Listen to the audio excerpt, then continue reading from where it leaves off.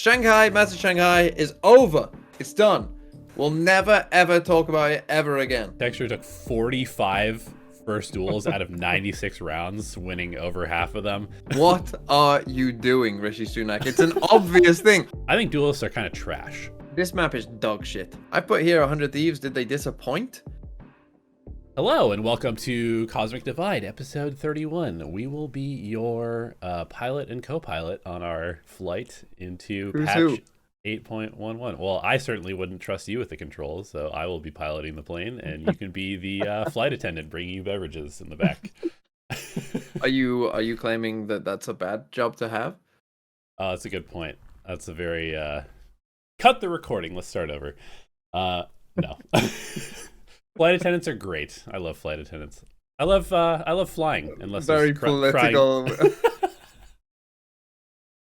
unless there's crying babies on the plane. That's not my favorite. Yeah, you're like Rishi Sunak trying to backpedal. This won't be in news anywhere else, but it is in the UK that the D-Day 80th anniversary or whatever. You know, you got all the leaders of all the countries there. You know, Joe Biden's there.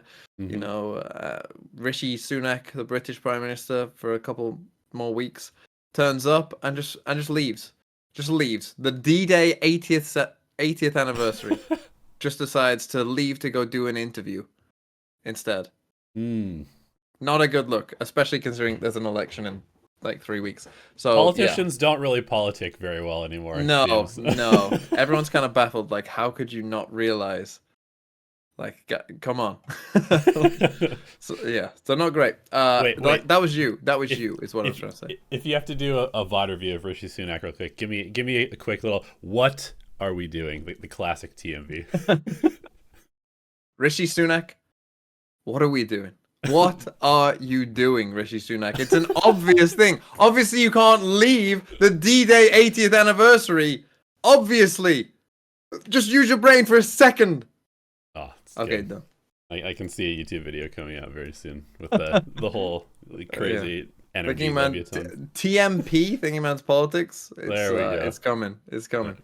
Anyway, let's talk about Valorant, though, shall we? Let's talk about Valorant, because there's some Valorant that happened. There's some Valorant that's going to happen, and it's all exciting. This is an exciting time for this podcast in general, because of course, Masters Shanghai finished. It's over.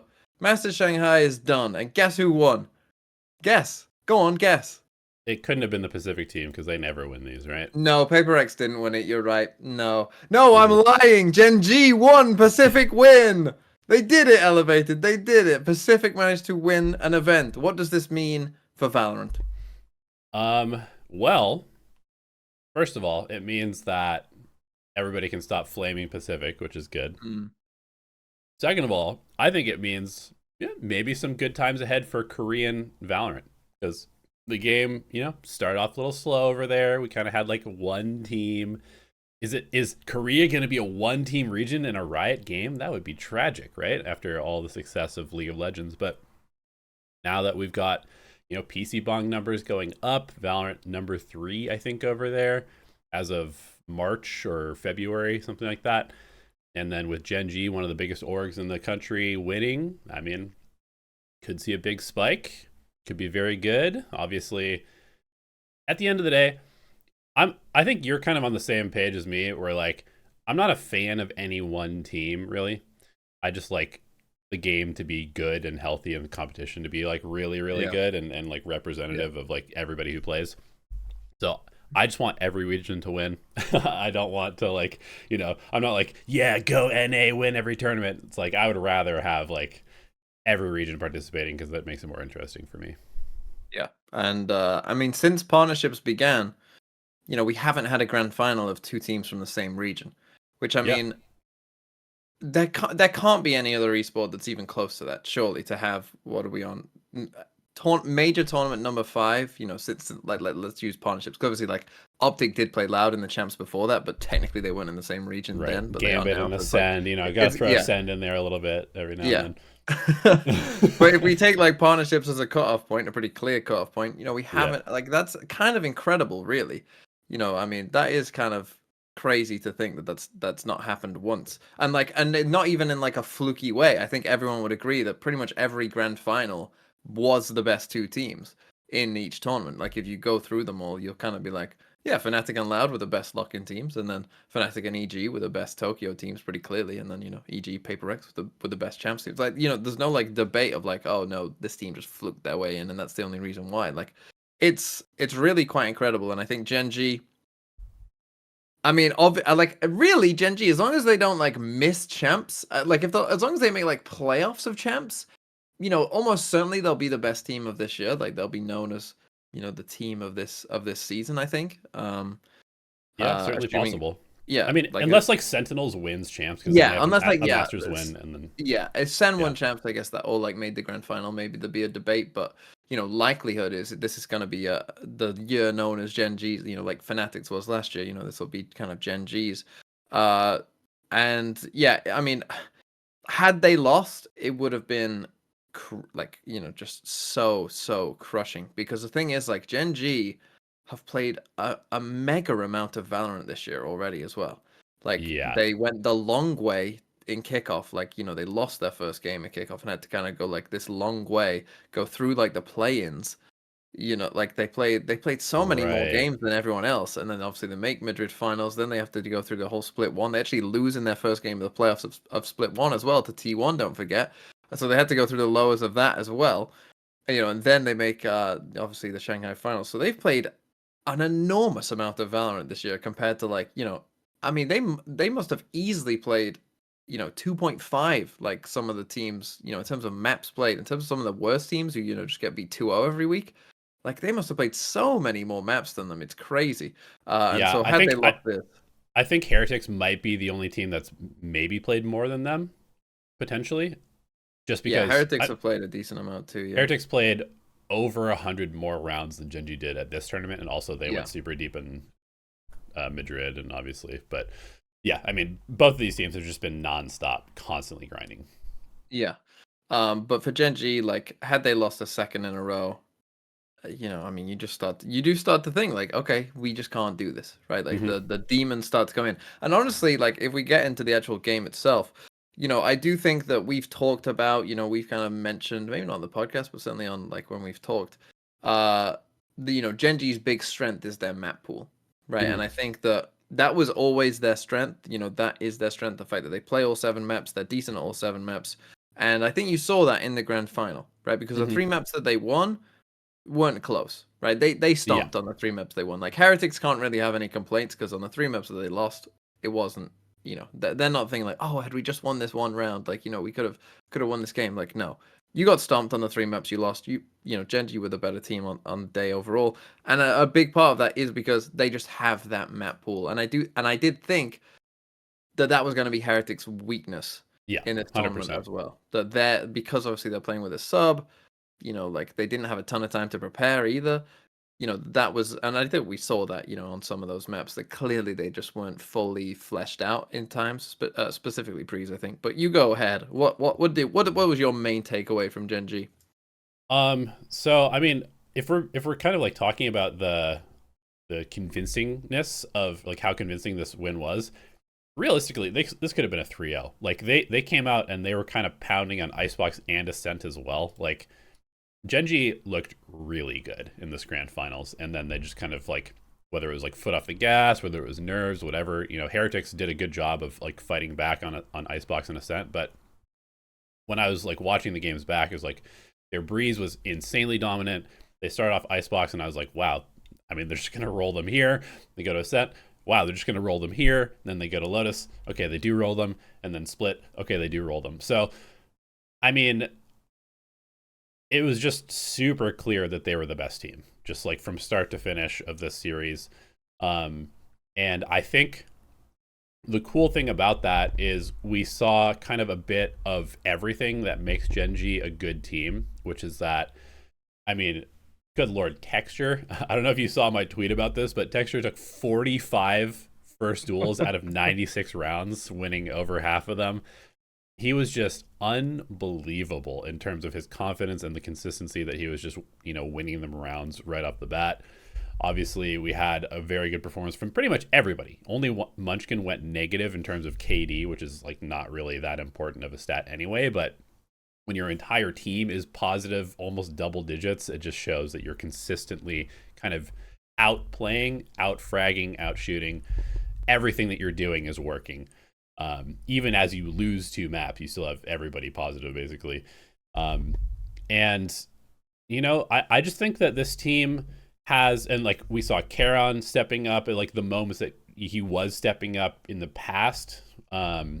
He had like a little bit of a lull in performance during the first split, but he was just right back to being a very, very dominant anchor player with like high clutch potential, very, very impactful on eco rounds.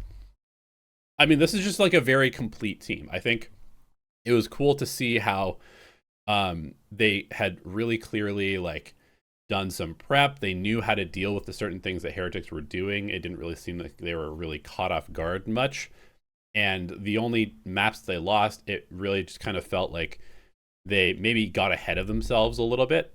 And, you know, they took their big lead that they started off the maps with and then kind of like maybe ran a little too loose for a bit, but then, you know, Solo and HSK were able to kind of reel them back in and just kind of remind them that you guys are an insane team. Just like play disciplined. Like if you just play disciplined and do the game plans correctly, we're going to win this match. And that's kind of just what happened. Like at no point did it really feel like Heretics were the better team despite being up 2-1. See, that's interesting because I think there's a couple things in this game that like GenG, there was a couple moments I think that were very important. One in particular I think was really, really important. And that is one, I think GenG learned, I think, and this is it's almost like a rite of passage that you have to sometimes lose these big games, you know, like EG did last year, you know, when they lost in the Tokyo final, like GenG did earlier at Madrid. Like sometimes you have to lose in these games to kind of like, I think, you know, kind of know what it's like to be deep in a tournament. Obviously Heretics, you know, made Madrid, but they didn't make the final four. No, they didn't make the final four. So, you know, like I think that GenG really learned from that, right? That they didn't panic that they were 2-1 down, right? Because I think it would have been very easy to panic, right? Yeah. Because I know what you're saying. Like, yeah, you know, on Icebox it was 4-0 GenG, on Acend it was 4-0 GenG, but particularly after you've just lost like what is Heretics permaban, and now you're 2-1 down, a lot of teams might have like crumbled there and be like, oh no. Yeah, Like, going into one of their better maps on Lotus. Yeah, 100%. And then they were 3-0 down, and this is where this moment came in. They were 3-0 down. They just lost pistol and bonus, and it's like you're 2-0 down, and yeah, you're 2-1 down. Sorry, you know this is map point for Heretics, and now you know you're 3-0 down on this map, and like again, it's like oh no, it's all coming together for Heretics. And what happens is there's a round, and I said it right before it happened as well. Like someone now for GenG just needs to step up and go crazy. Like someone just needs to make a play, just so that everyone settles down and they aren't, you know, they don't let it like tumble before it's too far out of control. And Meteor, it was a round where he's on C. They're on an eco round. He's on C with a sheriff, right, defending on Mount, right? Yeah. And there's actually, I think, 3 of them there. But like some util get used by Heretics, and it kind of separates the pack a bit. And Meteor just ends up out on his own. And I'm thinking like, oh, the guys in C main, like you guys have got to swing with him. But maybe they were a bit scared. Maybe they were feeling the pressure a bit. But Meteor's just out there on his own, just ducking and dodging, weaving up the mound, killing, shoot, like, you know, playing whack-a-mole. Like just, it was insane. And they win that round. And then from there, they didn't lose a defensive round. They then won 9 in a row. In fact, they actually won 12 rounds in a row from that point. And Heretics only won 1 more round. And like, and there was another moment in that game where the round after that, like Texture had a really bad Ascent. Like that is why I think they lost Ascent, because Texture really struggled on the defensive side. I think in particular, he actually bottom fragged for them on Ascent. And after they were 3-0 down, I remember, and I was like, oh, Texture, you know, he had a bad last map. He's not feeling it. And then I think it was in the 5th round, like, or he just started getting some, like, random spam kills through the smokes. Like, he just started, like, getting some lucky, like, body shot kills or whatever. And then it was like you just saw, like, a different player then awoke again. And all of a sudden, like, he's winning every fight. And he's playing the most confident Valorant he ever has. And really that continued, you know, for the rest of Lotus, where then he top frags, and on Split where he top frags again. Right? And it was just like a different player turned up from like Ascent, the end of Ascent, to Lotus and Split. And I think that's the thing. You got to learn in these best of fives. And this is the thing. You don't play best of fives. You know, no one plays best of fives. It's not a normal situation, which is why I think, you know, sometimes you have to kind of go through it to kind of learn from it, because it is a marathon. You know, there is gonna be swings both ways in a best of five. Almost always. There are gonna be moments where you feel like, oh, we're gonna lose this map. And there's gonna be moments where you're like, oh, we're in the ascendancy, we're gonna win this.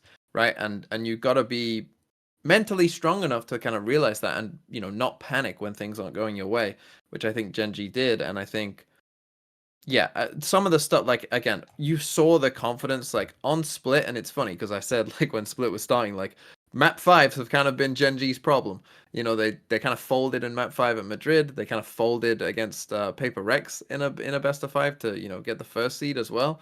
On Split, funnily enough, as well. And they came out on Split, and their attack side was insanely good. I think it's good that they started on attack on Split, honestly, because it'll let them just kind of like continue rolling from Lotus and just start sending it, like, you know, 5v2 into a site and just like taking it. Was insane. But the plans that they had were so good. And it was like they had like 4 different execs, it felt like, for each site, and Heretics had no idea what to do for any of them. It was just so good this last map, and like the game was just over. And yeah, I'm just very happy for GenG. Obviously, it was interesting to have them, you know, the Shanghai library, as it will forever be known at this point, where GenG winning when everyone was just quiet. The crowd did like stick around, but it was like noticeably quiet. Which, but the crowd was good overall for the tournament, from what I could hear. Like, I mean, I liked it, to be honest. I liked the sound. I thought it gave kind of a weird vibe, and I understand like a lot of people won't like that, but as like a viewing experience, I thought it was quite interesting, honestly. You know, like, oh, like for the crowd, like the bad guys won.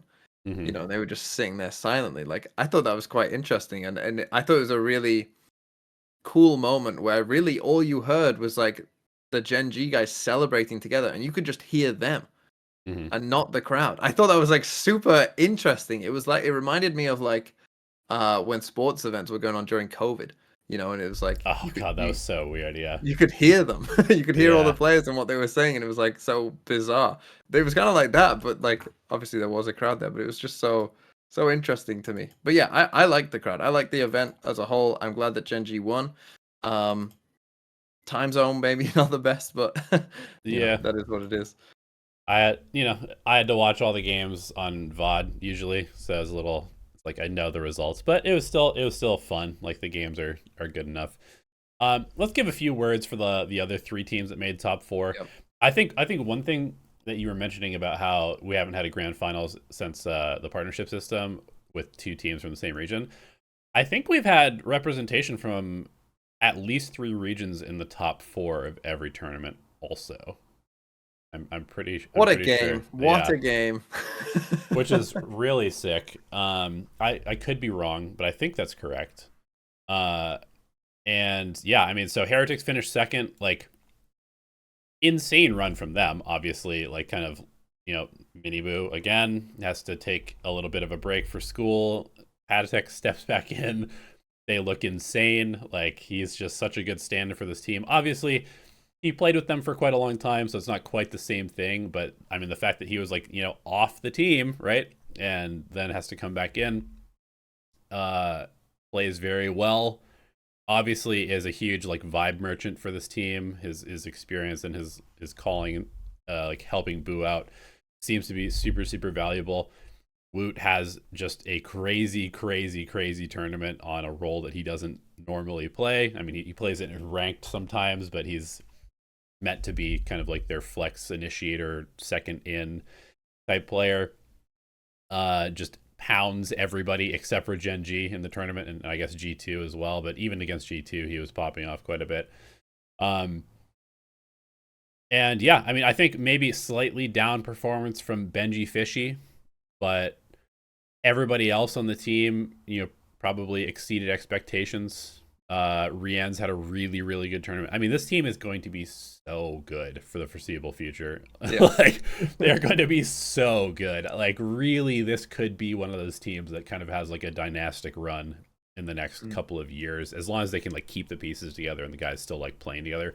Because like you can just tell how much they like each other as teammates.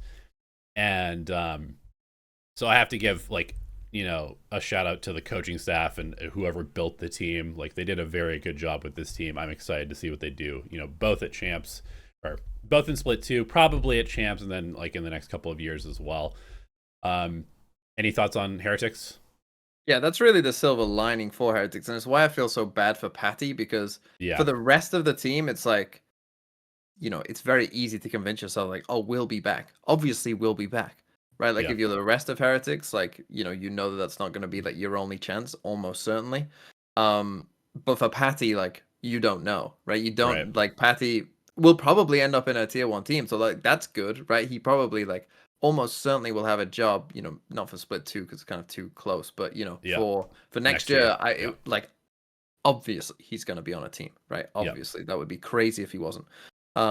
So you know, that's like a positive, I guess, but you know, he doesn't know that like the team he's going to be on, maybe they're no good, right? And maybe they never make it. Maybe this was his chance to win it, right? Like, and so yeah, that's a bit of a feels bad, but as you say, for the rest of the team, like, I mean, they could be around for like again, as you say, as long as like, you know, the money isn't an issue, and as long as, you know, they get along, like they could be together for ages. They're all so young. Like, I mean, 4 or 5 years, like legit, like they could just be a team for like all of Valorant's history for pretty much, and just win, you know, God knows how many events. Like they've got so many chances, and the future is like, you know, almost certainly going to be good for them. Like you don't see a way that it's not, because they're just so good, right? So their players are flexible, they're creative, they're all insanely skilled. Yeah, it's like there's just no way that they aren't gonna like be competing for tournaments, as you say, for like not just,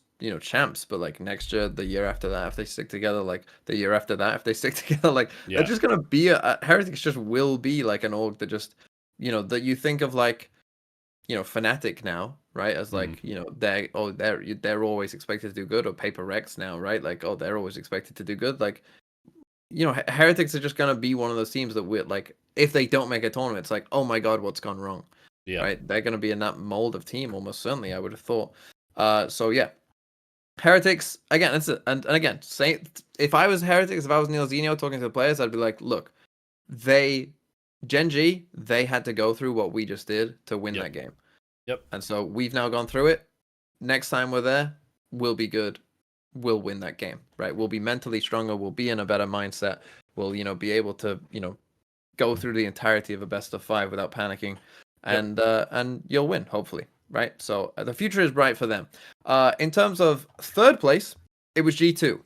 Now, this was probably I would say a pretty major surprise.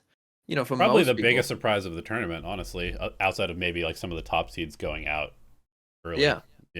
I mean, and they make it to the upper final as well. Now in the lower final against Heretics, that very much again kind of felt like, you know, a team that just like, and I did think like this is always tough, right? And you again have to be mentally very strong, because the way that this works, of course, is you play the upper final. If you lose, you then have to play the very next day against a team who has just won, right? So the team who has just won is feeling really good. They're super hyped. We just won, you know, and especially the way that Heretics won, right? That 13-1 against 100 Thieves. They're flying.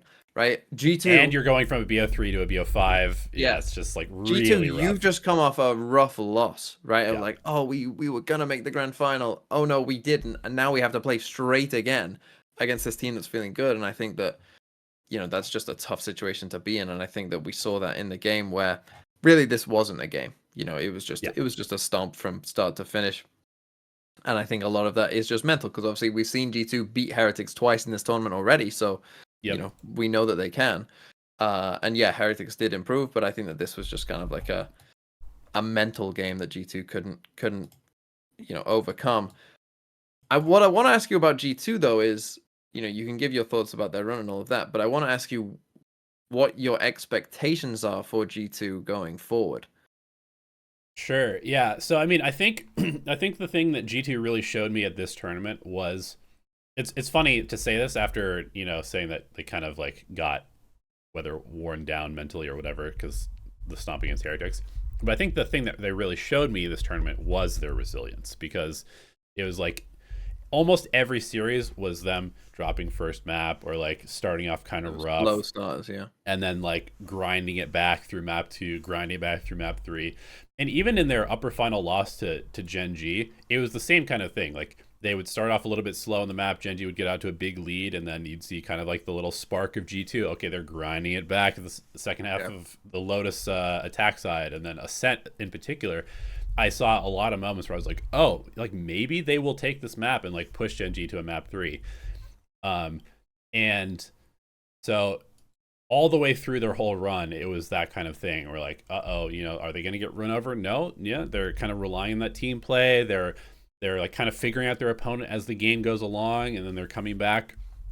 And, maybe they're getting firepower dipped a little bit here or there, but they're just really making some good plays and like figuring out the game and then executing that game plan. And even in this 3-0 against Heretics, we started to see a little bit of that on Lotus. Like at the very last, they started to have a little bit of a comeback on Lotus, but it was just completely absent on Bind, completely absent on Icebox, and then it was just too little too late, basically. So that's the main thing, is like they showed me a lot of resilience, but sometimes if you're just always behind, it's like it's just too much, right? So going into Americas, I mean, I feel like they should be okay. I am a little worried that they're going to come off, a grindy tournament, not have any time to change anything, and immediately just have to go into, the Wild West. Are they playing against like the harder or the easier half of the bracket? Do you know? They play against their own group, so they're playing against NRG, Sentinels, okay. Crew, Cloud9. Okay. So they got a rough okay. They got a rough start there. And I think, and what, they only won like they won 3 games, right? Yeah, they won 3 games in the first one, so it's not like they're starting at a super high bar either, so yeah, I mean, so that's going to be tough. Like, I think to be fair, they do have, they sort of like made their mark as a team that like can kind of beat these high firepower teams through like better team play, and kind of relying on like maybe the more volatile teams to crumble under their pressure. But yeah, it's going to be a tough split too. Like, because I mean, I think inarguably Energy is now a better team because they have like actual leadership in game. At least that's my take. Sentinels is going to be revitalized. I think they will be good. Cloud9 probably is going to be a fairly similar team. I can't imagine they'll have like leveled up massively, but they were a pretty good team in Split 1. And then Crew is a bit of a wild card, but I do not want to be playing Crew. Like, if I'm being honest, they are a very scary team. And again, Crew and Cloud9 are starting at 5-1. Right. So they're starting high up there as well. So yeah, I think it's going to be very tough for G2. I actually think that, considering the games that they play, I think it's actually there's a fairly decent chance they don't even make playoffs in Americas. Yeah. That's super, super rough. Yeah. Which seems harsh, like, but that's just like Americas is very competitive. I think other than like a couple teams, it's, every game is going to be pretty tough for them. And yeah. Assuming they don't make playoffs, is this a success for G2 as a season? Ascendance going to a top 3 finish at a Masters event? Like, I mean, yeah, I mean, it's not bad. Yeah, I would say it's probably still a success. And again, it depends on exactly how Split 2 goes, right? Like if they do scrape into playoffs still or whatever, like, or if they just, as long as it doesn't like completely fall apart, like, yeah, I think it'll be probably viewed as a successful season, something that you can build on, because like there is a reason of why, like if they do struggle in Split 2, at least there's a reason for that, right? At least like they can say, well, obviously that's why we struggled, because we had no time to prep on a new patch with new maps. That's not going to be super easy. So yeah, G2 nice try. I think they surprised a lot of people. I think they showed, honestly, like a higher ceiling than most people probably would have ever expected from this team. So yeah, good for them. And then finally, we have 100 Thieves. Now, as opposed to G2, where I feel like, most people probably coming out, even though G2, lost in a bad way in their final game, most people I think will come out pretty positive about G2, whereas 100 Thieves, I'm not sure. I think it might be, I don't know, what will the reaction be for 100 Thieves? I put here 100 Thieves, did they disappoint? Should they have done better? Was this about right for 100 Thieves? What do you think? So, I mean, I think in our discussion in the last couple of podcasts, like we both agreed that their map pool may actually be an issue and that they were just kind of getting away and overrated because of their bind being so good. Yep. And I mean, their bind is insane. Like the fact that they still almost won bind after Heretics literally perfectly anti-stratted them. Like I could not have made a better plan for Heretics against 100 Thieves. I made that video about breaking down their bind defense and why they're so good at bind. And I don't know if Neil watched the video. I don't want to take any credit for this, but it was as if he had seen exactly what I saw and did exactly the right thing to beat them. And then 100 Thieves still almost ran it back on the attack side. So like their bind is incredible, but then they go to Sunset, which was Heretics' best map. I mean, the veto for this BO3 was crazy. Like they both left their best map in. Yeah. And then I don't know if 100 Thieves was just like they lose their kind of staple map and they just all of a sudden lose all of their confidence or what. But I mean, they just got smurfed on Sunset, like absolutely smurfed on. Yeah, I think what happened in that Sunset was at a certain point, I think you like because they had some nice anti-strats themselves at the start of Sunset, but like Heretics would just win the round anyway. And in fact, Rienz after the game said like that exact thing, that like they had some really good anti-strats at the start, but we just happened to win those rounds anyway. And then once that kind of didn't work, and Boostio couldn't get a kill, I feel like they just had no idea what to do. And they were just lost, and they just like nothing works. They were just like, well, let's just run A, didn't work. Let's just run B, oh, it didn't work. Let's just try a fast mid, it didn't work. Like anything they did, it just did not work whatsoever. Unlucky. Yeah, I mean, kind of unfortunate. I think it's interesting too. Like this is a map where you get Cryo probably on his least comfortable role, which is playing Initiator. So that definitely didn't help. I think you saw a little bit of that sort of. Like the role maybe not fitting the player so much. Is it disappointing for 100 Thieves? I would have to say yes. Like they came in as the #1 seed. Everybody in Americas is thinking, oh, this team is like maybe going to be a favorite to win the tournament. And they did like acceptably.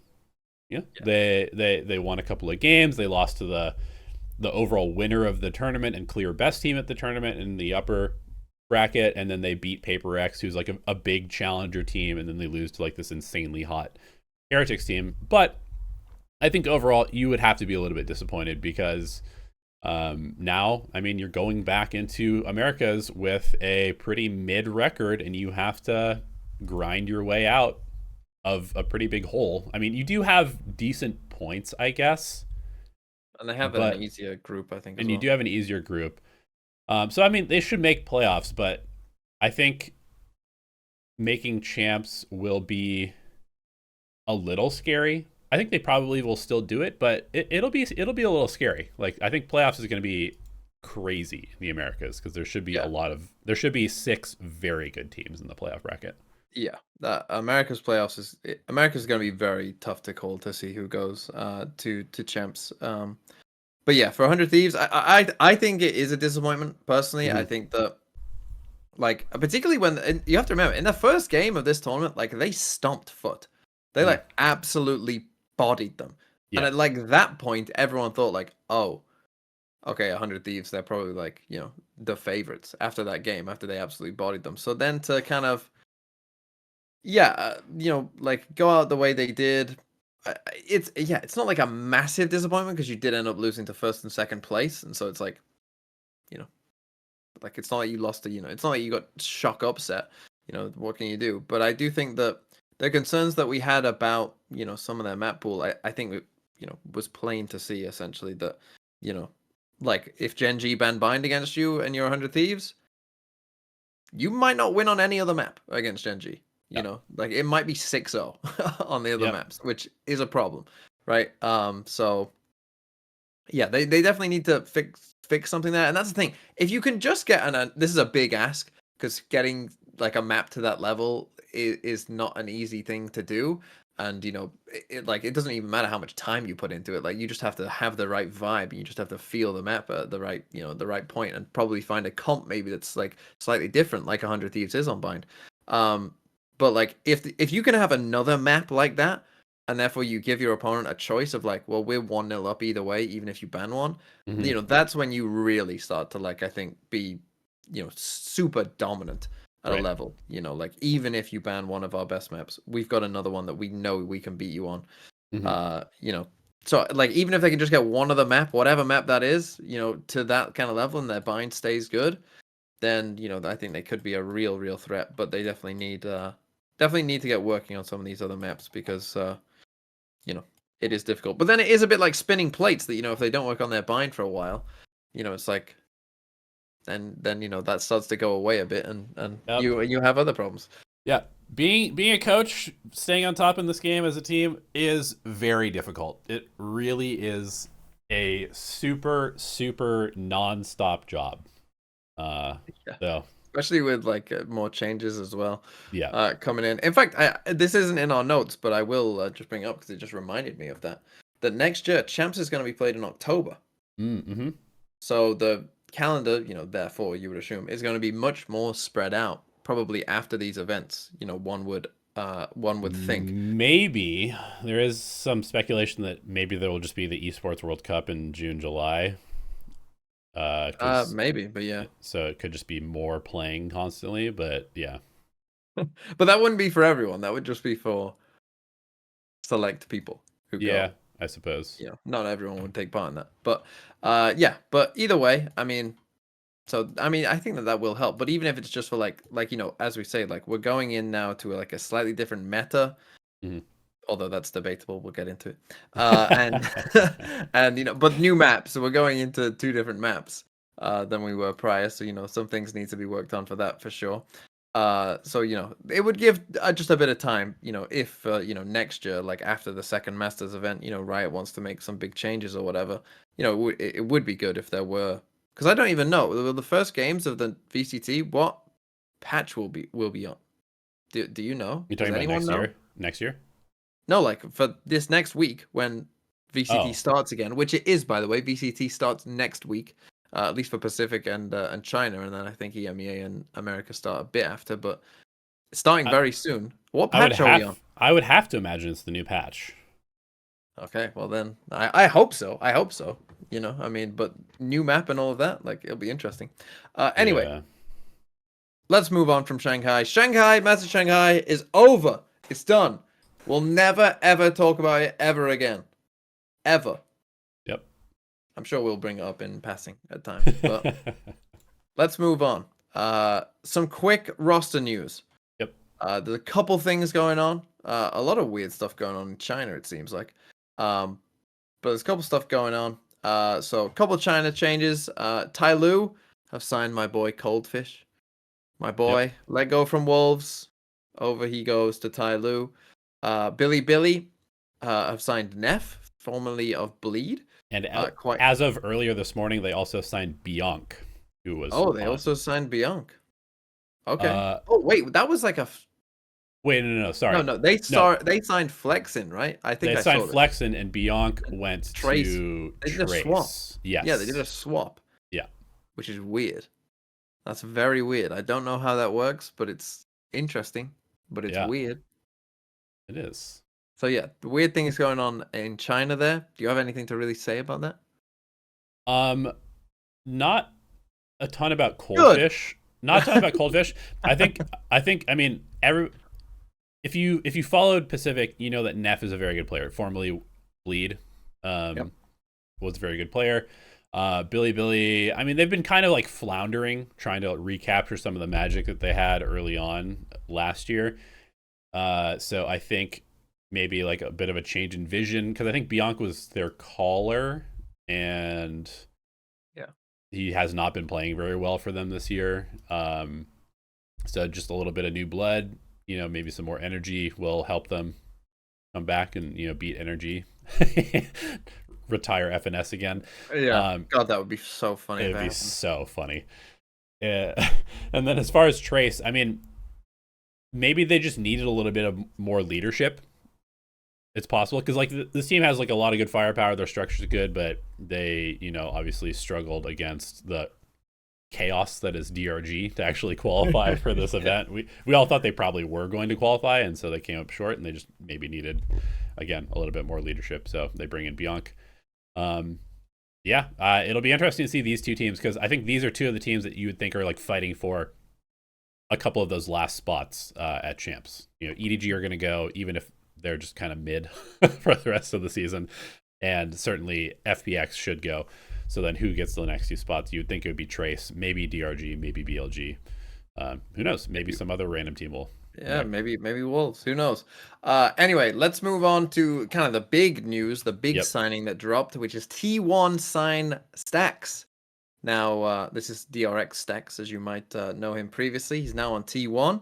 The coach said that this was a 6-man roster deal, that like there wasn't a final roster, like officially kind of stuff, which is interesting. That might be because maybe they don't feel like they have enough time to fully integrate Stacks, so maybe they're just gonna have him play on a couple maps, maybe where they feel like they're weaker or whatever. What do we think? T1, is this a good move overall, even with the 6-man roster stuff? I would say yes. I mean, I think there's a pretty clear target for Stacks to replace, that being Carpe. Obviously, Carpe did step up at Shanghai.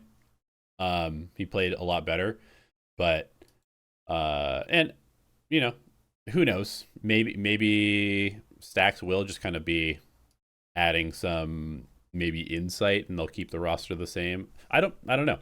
I think that this team would benefit from having somebody who's been there, done that.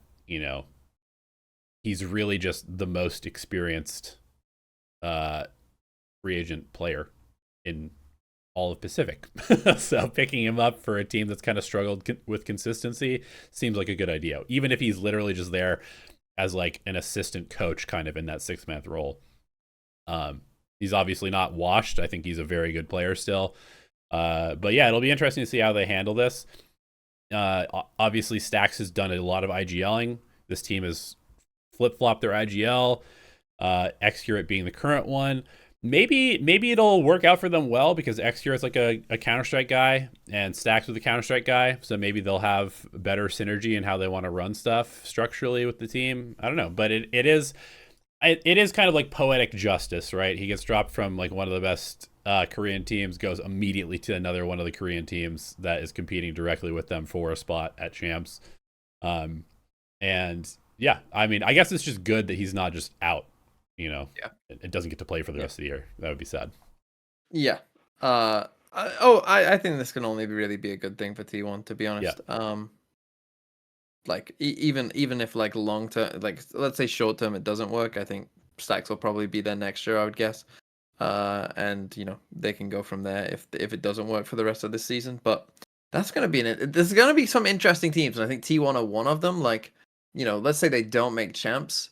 It's going to be interesting to see what teams like that kind of do, right? Like we talked about, was it a successful, year for G2 if they don't make champs? Like, what T1, probably not. But like, you did make a tournament. You kind of are in and around, but like, yeah, kind of a weird one. Anyway, last one here is that Leviathan dropped their coach. Now we've seen this a couple times, and it's funny, like, the meme of like the metronome, going like this, like. My thoughts on Leviathan of like they're the best team in the world, they're going to implode, is just it's just that. And this is a step in the implosion direction, I guess, of dropping your coach. I assume that the assistant is taking over. I haven't heard any news of Ito Pata, right? He was the former Apex coach, I think. Yes. Okay. I assume that that's what's happening. I haven't heard any news otherwise. But again, weird one. I did see a rumor that they were Ooh. trying to go international. I saw some comment that I don't know if it was on Reddit or on like a tweet thread or something where maybe it was I can't remember exactly what the source is, so it could be total bull. But I think there was something about like they were. It was not going to be Owner. They were not going to go get Owner and bring him back. They were going to go international with their new head coach. But maybe it'll just be Itopata. I don't know. Like, he has experience. It's definitely not me. Yeah, I think part of me says, like, maybe this is gonna make me sound like an asshole, but I told you so. Like, I think when we first saw this roster and the coach, I was like, really? They're bringing in a tier 2 like Spanish league coach to coach a team that has like multiple world champions on it with a ton of experience and very high expectations. That seems like kind of a crazy step up in terms of like the pressure. Like, how do you get these people to respect you? You know, what have you done that will make somebody like Ospas listen to you when you say, don't do this? Not that I'm like singling out Ospas as the problem, but like, how do you tell somebody that's literally won the world championship you're doing something wrong, unless they're like supremely coachable? But you gotta have a big personality to kind of do that. You gotta Yeah. really like, know what you're doing and really speak with a lot of confidence to go into that room and, yeah, as you say, tell a bunch of people who have achieved a lot more than you that no, you're doing this wrong. Yeah, and I mean, it's not like Lev were doing everything wrong, but they definitely have some serious problems, as both you and I have outlined in videos, as people have picked apart What many do you times. mean? I'm back in on Lev. I like Lev. I want them to do well. I've got their bundle. I want them to do well. Well, biased caster over here. Yeah. Yeah, I mean, I don't know. Like, it really is. I have no idea what this team's going to look like in Split 2. Like, they have so much talent. They have a lot of firepower. They do have maybe an easier schedule. We'll see. It will be so interesting, actually, because they play all the Brazilian teams. That's going to be Aspas, against his former coach at MIBR. Then it's going to be 100 Thieves should be a very difficult game, but it's like, Boostio versus Com, and then it's Com versus EG, and then it's Aspas versus Loud, and then they finish off against Furia, which is a whatever game.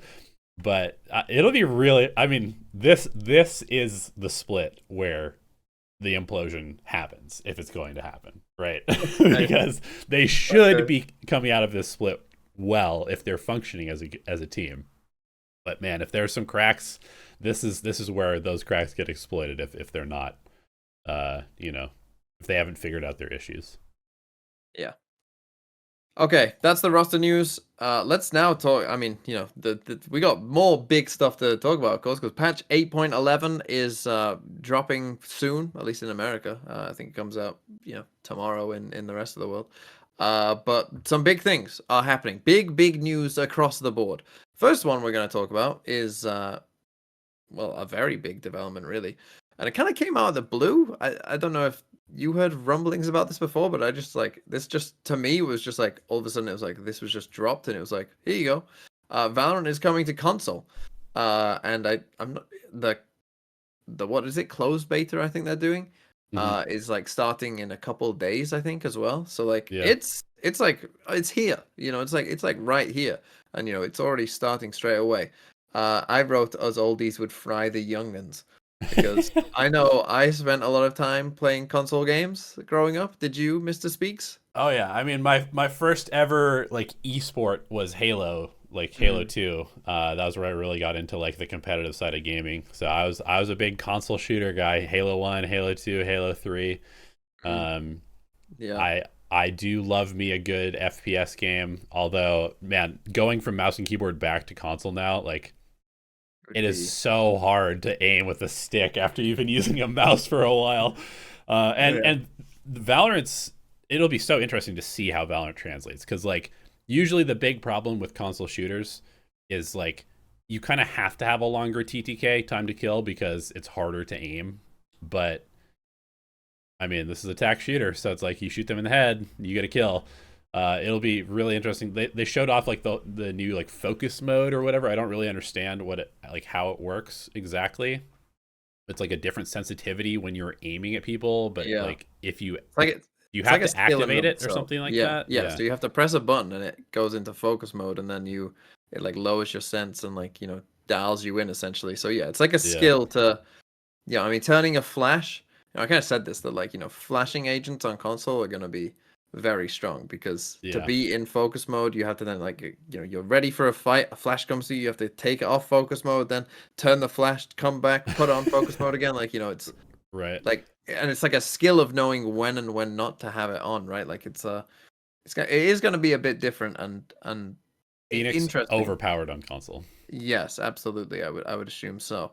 Yeah, because little things like that are going to be better. But I think this is overall like a positive. And again, if it does work, like as long as that focus mode like works decently well, I think Valorant would be a good game on console, right? There was some concerns that I was thinking about, like of like, and they did mention this as well when they were talking about keybinds in that video, of like if you're playing like a Yoru or a Neon, right? Let's say you're playing Neon and you're trying to sprint around, jump around at the same time.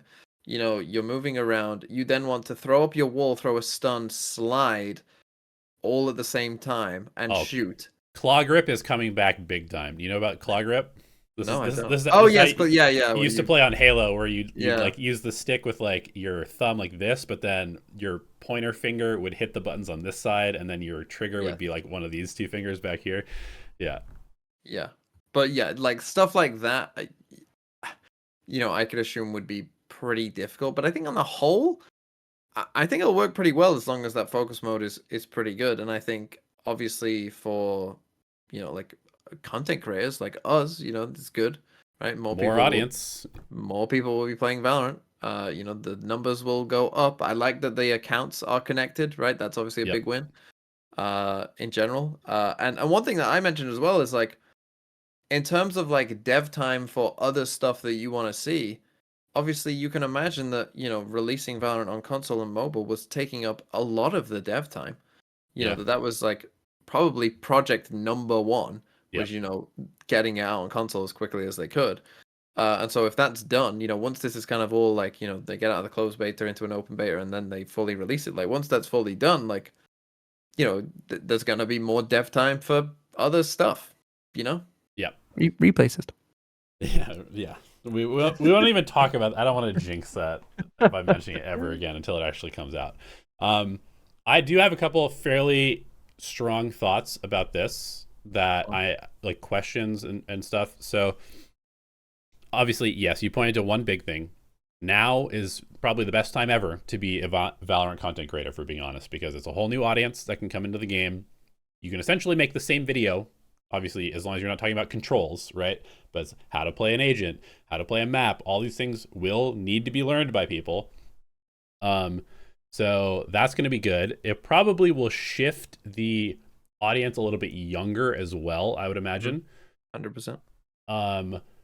And then a couple of questions are they purely thinking of console as like a casual way to play the game? Yeah. Because I mean, people will get very good at console, but then do they have to switch to mouse and keyboard and play it on PC to actually compete? Or will there eventually be some sort of way for them to integrate? I mean, it becomes very difficult when you have like a tactical shooter. You can't have aim assist interacting with mouse and keyboard. It doesn't work. It can't happen.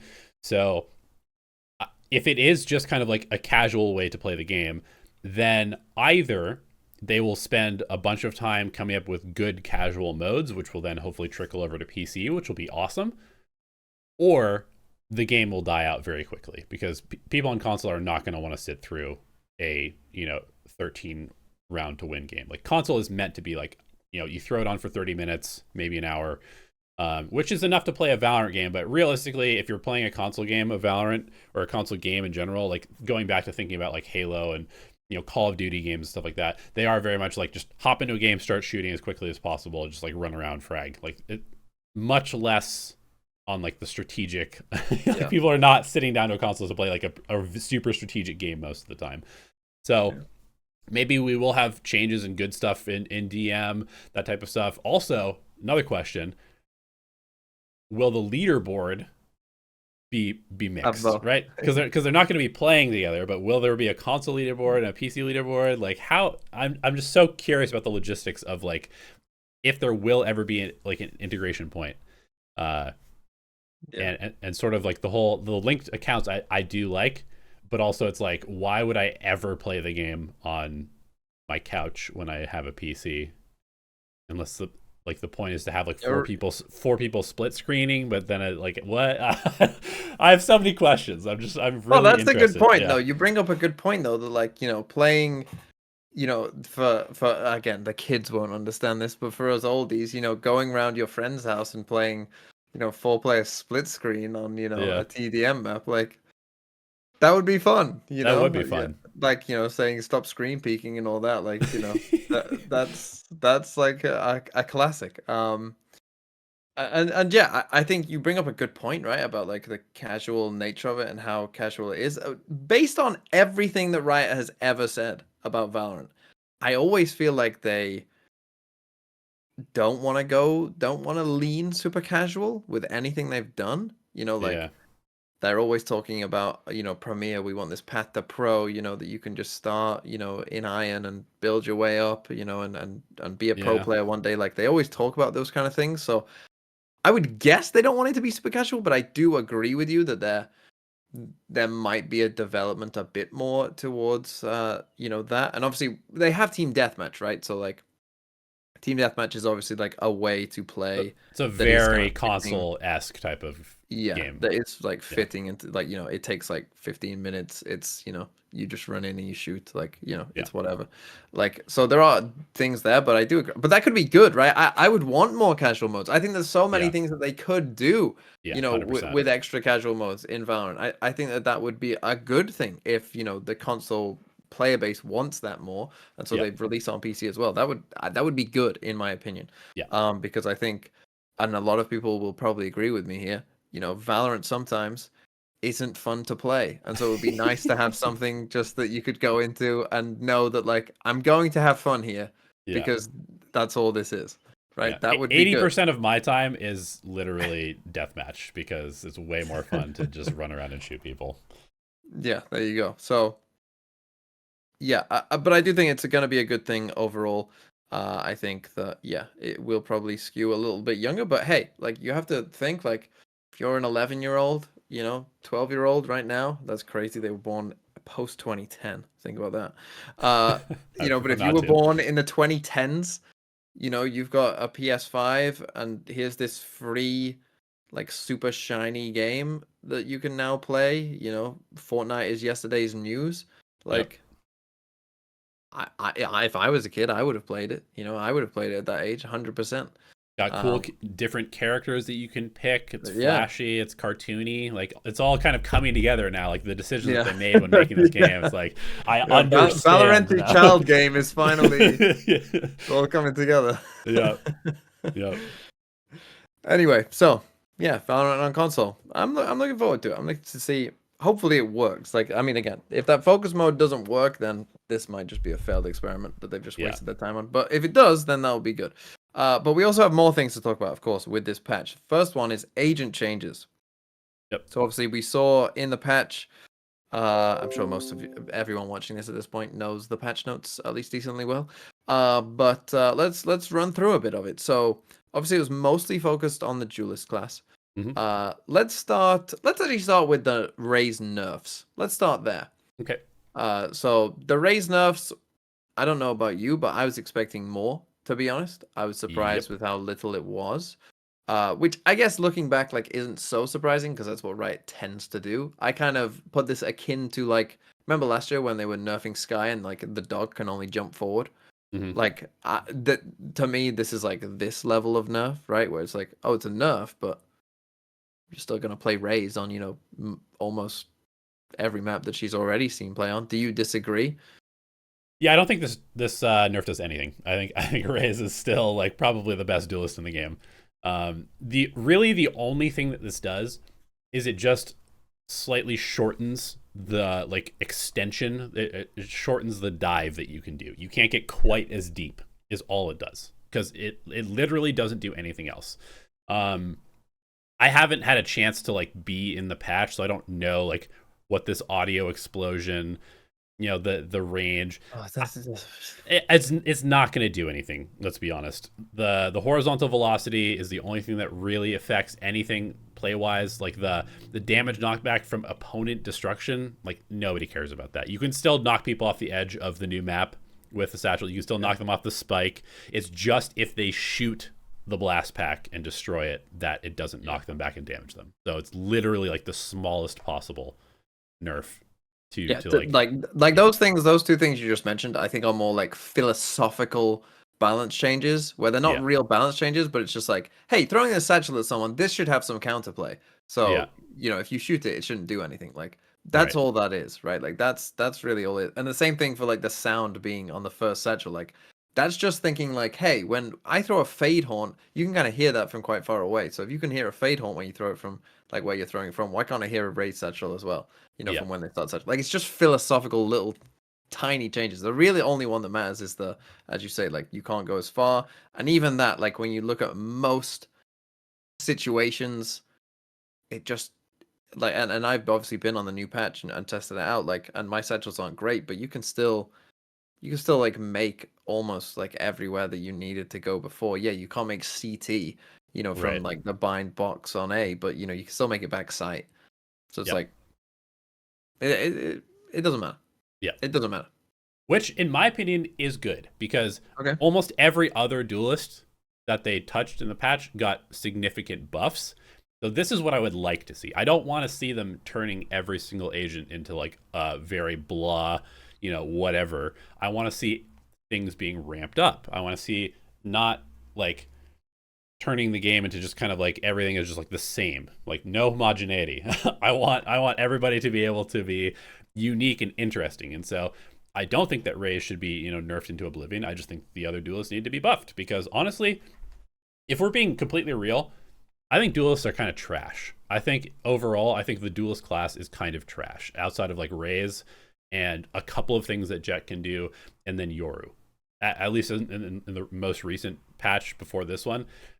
I just think that overall, you would always rather have an agent that provides much more utility. And I think that's one of the main reasons that we see, kind of a rise in an agent like Yoru, because he can support his teammate in addition to doing his own stuff. That's why Raze has always been good, because Raze can enter for the team, but Raze can also clear angles, combo with teammates, do a lot of stuff for the rest of your team. And that's like mandatory for an agent to be useful in the pro play at this point. Yeah, I mean, I do think it's like they have a weird balance with duelists, right? Of course, like ranked versus pro. Yeah. Because obviously, if you keep tuning the duelists up too much, and we'll get into that with some of them, there could be a problem in ranked. And yeah, let's talk about that, because I mean, specifically on that point alone, I think ISO is the poster child of this. The ISO, I think, will be a problem in ranked. Like, I think that ISO I agree with that. Extremely good in ranked. Won't see any pro play because of the change. And look, maybe you think that that's fine and that's cool. Personally, and I said this before, like I said this as those agents were coming out, like, why have you decided to design more agents like Reyna? The agent that everyone doesn't like and think is bad for the game. Why have you decided to make some more that are like Reyna? And they were, obviously Clove was pretty good, but ISO obviously was like a bad version of it. But now ISO is, getting buffed and will be there as well. So now it's like, quite a few ranked games you assume will be like Reyna ISO, Clove ISO, Clove Reyna. Like, we're already seeing a lot of Clove Reyna before, but like, just like, and I guess the way that I like to enjoy the game and play the game, like, those agents are like the opposite of like what I enjoy about the game or what I find satisfying about the game personally. And obviously, like, at lower ranks, smurfing is obviously a problem. And I think honestly, like, ISO is a great smurf agent now. Like, if you're a smurf, how are you ever losing, like, with a shield as well? Like, you're just not. Unless you're There's no peeking way. into 4 people at once, like Yeah, you should like be you're able to good. instantly win every single first duel that you take, Yeah. basically. So that's like a weird one because like I guess I like the change in general. Like if we're talking about ISO becoming one day like an actual pick in like high level play, this is like probably the first step that they needed to take. They still need to probably majorly buff the other parts and other elements of ISO's kit, but at least it's a beginning. What say ye?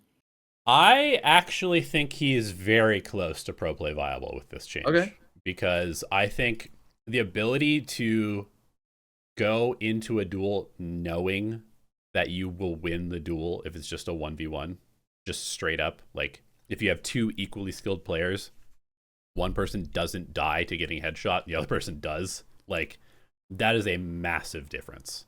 And so it's funny you say that because I was thinking that ISO is actually probably better in like middle high ranks than low ranks because of that. Like if people can reliably hit heads, like it's actually better for those ranks. Yeah. I think that this change makes him pretty fucking dangerous just because just that alone. Because I mean, like it can really snowball around out of control, like super quickly. Like you need to take this initial peek into A main on Acend or something like that, and you just wide swing with the ISO with his shield on. Like he just kills somebody. Now he has another shield. Now he just runs through the choke point, kills another person. Like the round is over, right? I think he already had decent team play stuff with the what is his vulnerable called? Doesn't matter. I'm pretty good with ability names. I have no idea what that's called. It's a good ability. Like it already was a good ability. It's going to continue to be a good ability. So it gives him a little bit of that team play that I'm saying you need to have as a duelist to be useful. And then his wall is still terrible. Like it's such a clunky ability to use. The only thing I can really think of using it for is if you're playing kind of like the second in, you throw it down the fast lane for your Neon to follow, but then your Neon's gonna like pass it most of the time. So I don't really know. I mean, this ability is dog shit.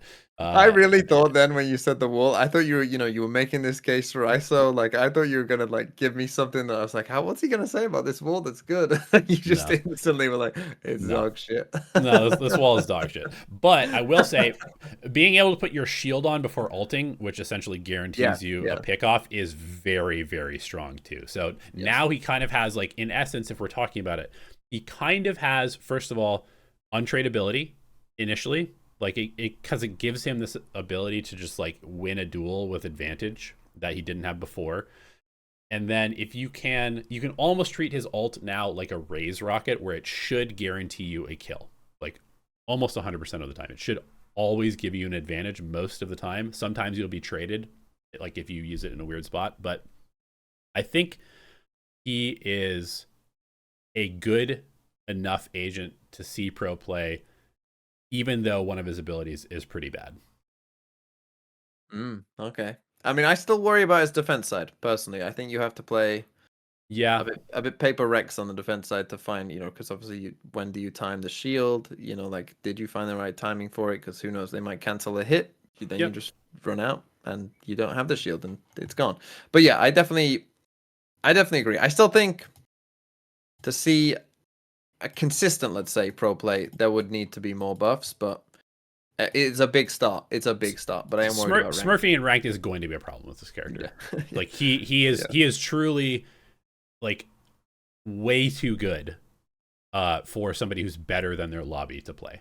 Like it's basically unfair at this point that you can just always have advantage whenever you want. Speaking of agents that might be a problem, not necessarily in a Smurf sense, but if you are just a Neon main with very good movement skills, you just got a mega buff. You just got like an unbelievable buff if you are good with Neon. Like not even like in a smurfing way, but you probably just went up a couple of ranks because they made this change. Because the Neon buffs, and this is obviously the one that most people were talking about, with Neon, and I do think that these changes, will make. I'm interested to see what you think about this. I think these changes, well, I initially thought that this was like, whoa, they've gone crazy. Neon, whoa, that we're gonna have a 3-way battle now for the duelist spot on certain maps and stuff like that. The more I've thought about it, the actual less I think it will do at high level, and I think it will be a big deal in ranked. But if Yes. you're good with Neon, it'll be a massive deal in ranked.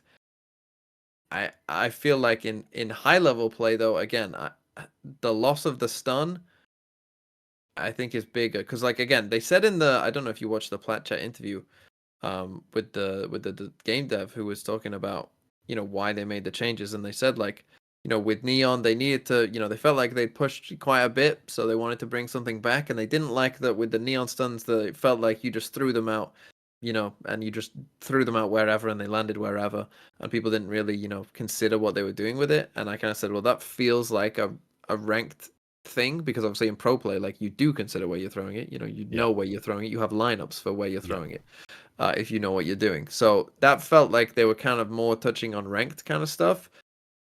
But because in pro they do know where they're throwing it, and they have, again, if you're in a pro lobby and you know that, hey, I'm going to stun this, and this, and this is 4 different spots of where people commonly play that they're going to be stunned if they're there, that's a big deal. Mm-hmm. To remove one of them now, I think is quite a big change. Yeah. For pro play, for a big nerf for pro play. Yeah, I tend to agree. I think this now makes the agent very niche in pro play, honestly. Because while they did massively buff a lot of the things that make Neon unique, I think, again, I'm just going to keep coming back to this. You made 2 of the tools that make her good for her teammates worse, right? Fast lane is objectively a worse ability now. It lasts less long. It is more predictable how it dissipates. And then you have 1 less stun. So I think objectively she is now a worse team player. And really is just based around pure movement craziness at this point. So to me, and because she doesn't have verticality access, I think the movement is significantly nerfed in general, right? Because you have to most of your movement is going to be on ground level, so you don't get to throw off people's crosshair as much as you might. I mean, it's funny, I played against somebody who was clearly smurfing on Neon yesterday and ranked. This is pre buffs. But yeah, I think this is going to be the most complained about agent in the game, very quickly, and just from the casual player base, because it's really fucking hard to deal with a good Neon. It is, if you're not an insanely talented aimer, you just look dumb trying to shoot this character, because they're so much faster than everything else in your screen. They constantly changing levels, because they're jumping, they're b-hopping around, then they're sliding, then they're teleporting around your screen basically. So if you don't have the aim to deal with it, they just absolutely outplay you constantly. And now there's no side to side movement debuff in terms of the speed. There's 2 slides. So I think that this is basically just gonna turn Neon into Tracer.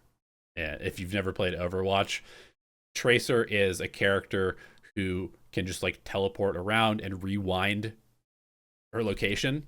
So she's just the ultimate movement annoying mosquito agent, because she doesn't do very much damage, and she just teleporting around the screen. She's super impossible to hit if you don't have good aim, most people. And she's just everywhere, always messing with your crosshair. You have no she's just so annoying to play against.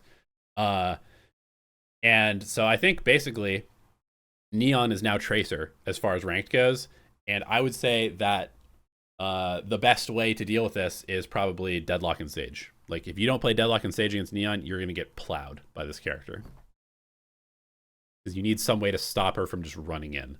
Cypher? And, I mean, Cypher's good, but at higher levels, Cypher is so easy to deal with, right? Everybody has shock dart lineups, or a Raze nade to break the trips, or a dog, or whatever. So I think, again, at the higher levels, I don't think Neon's going to be that big of a problem, unless you have a super Neon specialist, maybe a mini boo or something like that. Could be very, very good. And I think even against really good players, Neon will make them look really dumb sometimes. And so if Neon does become a problem, the answer, I'm just telling you now, all coaches, if Neon becomes a problem, you must play Deadlock and Sage. Simple as that. It will solve all of your problems. Speaking of problems, let's talk about Reyna. Your favorite agent in the game. Reyna, again, I was expecting more, to be honest. Yes. You know, when they said they were gonna make Reyna better for high-level team play and worse for ranked. Did they do that at all? They probably made Reyna worse for ranked. I mean, based on what they were saying, especially in the Plat Chat video, the guy was saying, like, you know, healing in ranked is just overpowered. And so obviously reducing the healing is probably a good change, right? Like, I think that's a good change. But yeah, I don't see how they increase the team play aspect. You know, obviously the dismiss is faster, but that's just the dismiss, and the ult lasts forever, and that's fine. Yeah. Like, I don't know. It was not the changes that I was really expecting, and so I think honestly, Reyna probably got a little bit worse. Just in general, I think this is just a general nerf, because you have to ask, like, how often were you dismissing and not able to get away? Right? There will be some times when that's the case, but it's not. I wouldn't even say it's often, to be honest. You know, it's not often that you just can't, like, there's nowhere to go and you dismiss and you have nowhere to go and you're definitely dead. It does happen. Like, I mean, we all can probably think of times where you've even killed a Reyna when they've done that. But, like, I would say in most fights, you can get to a certain level of safety if you are a Reyna, at least long enough to get your gun back out. And so obviously the healing is just a nerf. So I would say overall it's probably just a slight nerf for Reyna across the board. And that's all I have to say, really. Yeah, I mean, the only good use of dismiss I've ever seen is something where he, like, gets a kill and then, like, dismisses in through a choke point and then back out, like, to scout for his team. And so now you can do that a little faster, I guess. But that's not it's really very fast. I don't know if you've seen the clips, but the dismiss it's very fast. Like, it's noticeably like, whoa, that looks crazy. So I mean, that makes Empress way stronger, basically. Because you can like teleport way more now if you're So I guess the ult is scary, which is fine. It's an ult. Like, I have no problem with that, but in ranked, Empress was already insanely strong because nobody understands that you just run away from Reyna. Like, everybody just always fights Reyna when everyone takes a 1v1, and it's like, guys, you realize what their ult does, right? Like, you realize that they heal every time, that you take this 1v1 and lose every time. Oh my god, I've been in many ranked situations like that, and I'm just like, what? Like, literal 1v4 versus an ulted Reyna, it was like, well, we've lost. Like, if I'm on the other side of the map and it's a 1v4 ulted Reyna, I'm already thinking, like, how are you guys going to throw this? Yeah. Like, I'm on my way. Don't throw for now. And they would. And I'd be annoyed. Anyway, and then finally Clove, who is just worse. Just got nerfed, essentially, which, again, in my opinion, I was shocked. I'm still kind of confused and a bit shocked. There was quite a few tier 2 NA teams playing quite a bit of Clove. And, like, why? I still don't understand. Like, Omen is just... how is Omen not better than Clove at a high level? I mean, he is. That's the simple answer. Is like, he is better than Clove. Yeah.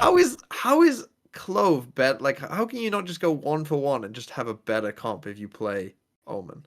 Like, I genuinely don't understand what some of those tier 2 teams were doing. I'll be honest. I mean, the best way to use Clove is how FPX used them, which is that Clove is a duelist. Clove, spoiler, Clove is a duelist with smokes. It's that simple. Like, that's all his character is. Clove is old Jet without a dash. Yeah, kind of. I mean, I think that Clove is viable. I think that all of their abilities are good, and I think they're all useful. And I think that Clove in a comp that would normally run a single smoke, but wants to have more smokes, you just slot Clove in as the duelist, and it's fine. And I think that the way that FPX played Clove on... Was it just one map? Was it just Icebox that they played Clove? They ran triple smokes on 2 maps. Yeah, so it's just Icebox. But Life played the Clove. Life took super aggressive duels, kind of used smokes for himself as sort of like a tool to take duels. And I think that's like a perfectly acceptable way to play the character. And you have like assisting utility so you can combo with your teammates. Again, that's what I want for my duelist at this point. yeah, I think it's cool. Yeah, just slight nerfs because, and they were very upfront about this, was that Clove is easily the most problematic character we've ever had in ranked, so we had to nerf them, basically. Yeah, which makes sense. Yeah. So last thing then is the new map. Now I've given some takes on the new map. I've put here in the show notes. Abyss, is it shit? Yes. Give me your first takes about Abyss, what you think of it, what you like about it, what you don't like about it, and then I'll tell you why it's shit. Okay. So, I have not gotten to actually play on the map, because for whatever reason, Riot, despite me, okay, I'm gonna be a little bit of I'm gonna complain for a second. I'm gonna use my platform to complain for a second. I have some of the most viewed guides of every piece of new content that's ever been added to the game. Just, it's objectively true. Every time I put out a guide for a new map or a new agent, it is one of the most viewed guides on that. I was initially invited to some of the Riot playtests. They stopped inviting me. I don't know why. My stuff has always continued to perform. They don't invite me to stuff. Whatever. Enough complaining. I'll put out a best guide when I have a chance to play it. I think that the map, from what I've seen, just from the show match and like looking at some of the like the Valo plant and looking at a couple of like people playing it on their streams and stuff like that, it reminds me a huge amount of Pearl. I feel like this map is very Pearl-esque, meaning that it's a very, very wide map. So the rotation takes a long time from A to B, but actually hitting the site is almost instantaneous. And so I think we're going to see a lot of kind of Pearl type gameplays where mid is like not very good for the attackers to go down mid, just like Pearl.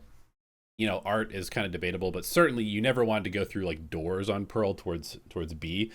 And I think that this is kind of the same thing. It's like pretty dangerous to like run your team down middle. So it's probably going to be like a lurk path. And then you have like this very long, wide thing where maybe you can activate your lurk by kind of forcing the team to react. And then the lurker gets a kill or whatever. So it reminds me a lot of Pearl in terms of play patterns, which could be good or bad. I'm sure we're going to talk about some of your gripes with the map that are very Pearl-esque. So we'll get there. So yeah, I mean that's just my general impression. I think stuff that was good on Pearl is probably going to be good on this map, and we can talk about the meta once you give your takes on why it's a bad map. This map is dog shit. Ooh. It is absolutely dog shit, this map, and I haven't played a single game on it, and I already know that it is dog shit. I don't know why. I seriously, and it's interesting, right? Because I remember that the dev talked about Sunset, and when Sunset had been out for a bit, there was this dev interview, I think, and they said like, you know, they were talking about Sunset, and they were like, well, one thing that we liked, you know, that we didn't really realize that people would do was, you know, a lot of pro teams like that when they go A, they go into elbow, you know, whereas when we were in our playtest, you know, we mostly were going through main, and you know, elbow was like a secondary kind of route in. Mm-hmm. And they were quite interested and surprised by that. And the map still works fine, right? Even when that's the case. And that it makes me think like maybe during their playtest they like what they don't maybe they just don't play like super safe, you know, they're just trying to have fun, they're testing stuff out. Yeah. That they don't think like what's the safest way of doing this? Because like when you're execing A, like going through elbow, it's just a safer way of doing it. Yeah. Right? Like it's just safer to do that. And in post plants, maybe they just don't realize that like playing a safe post plant, if it works, like on Sunset B, like why wouldn't you do that? As soon as it reaches a certain threshold of like this works X amount of times, you know, out of 100, like you should always do it. Right? Like on Sunset B, like it works 90+% of the time. So why would you ever not do that? Right. Essentially. On this map, the way it is designed, I just don't see how. In what world would you not play for a spam post plant? Because both, like when you're trying to retake on this map, like it just doesn't make any sense of why you wouldn't just fully retreat when the spike is open to be spammed from so many different elevations and so many different angles, and the mains, if you're defending and having to push them, are quite big and quite wide, and you're having to go into, you know, like it's going to be difficult for the defenders to push that space in general.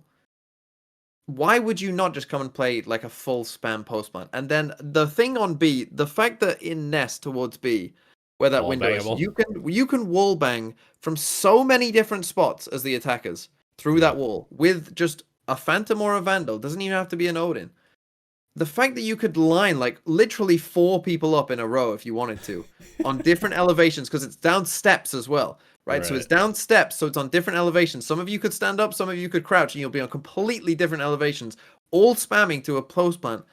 It's like, how have you let that into the game? How have you not realized that that's the obvious way that you should play this?